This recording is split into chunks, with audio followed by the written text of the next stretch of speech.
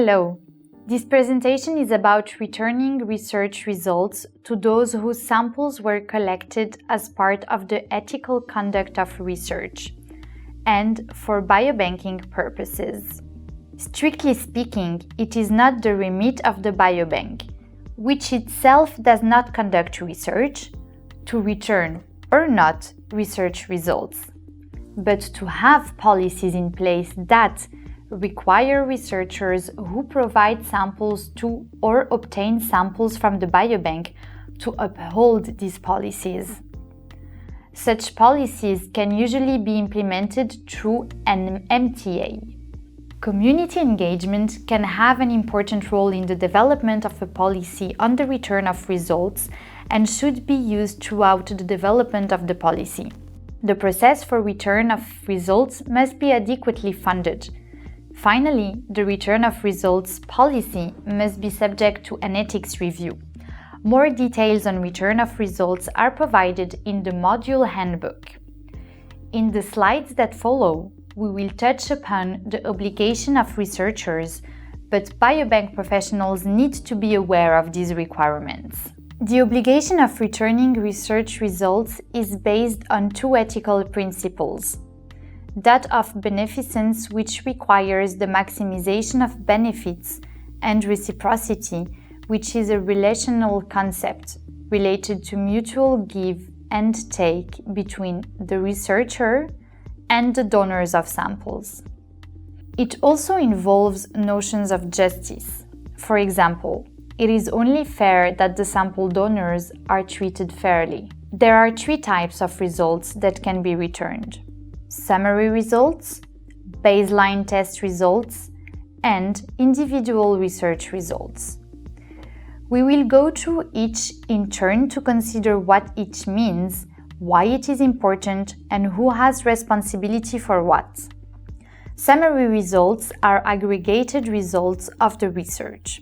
These should be disseminated through a timely publication of research results in peer-reviewed journals and an online publication of the lay summary of the research results, often on the biobank website. This is an important contributor to accountability.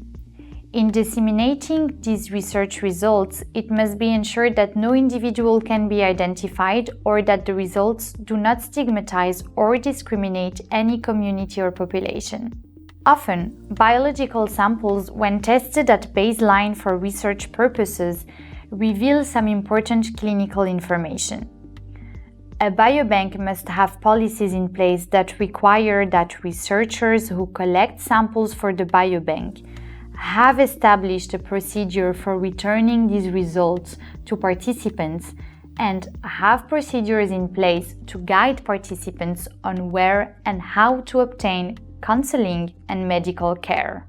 A third category is when analysis, sometimes a genomic analysis, reveals information which may be significant for participants. There is emerging consensus that there is an ethical obligation to consider returning back to individual sample donors any clinically important research results from individual level analysis carried out as part of the research. But there are practical, interpretive, and technical challenges that must be addressed. Biobanks should be at the forefront of these discussions and address questions such as how will the validation of the test results be carried out, who will return the results, what will be returned, and how it will be returned. Sometimes the processing of samples turns up potentially clinically significant findings, even though they were not being looked for as part of the research.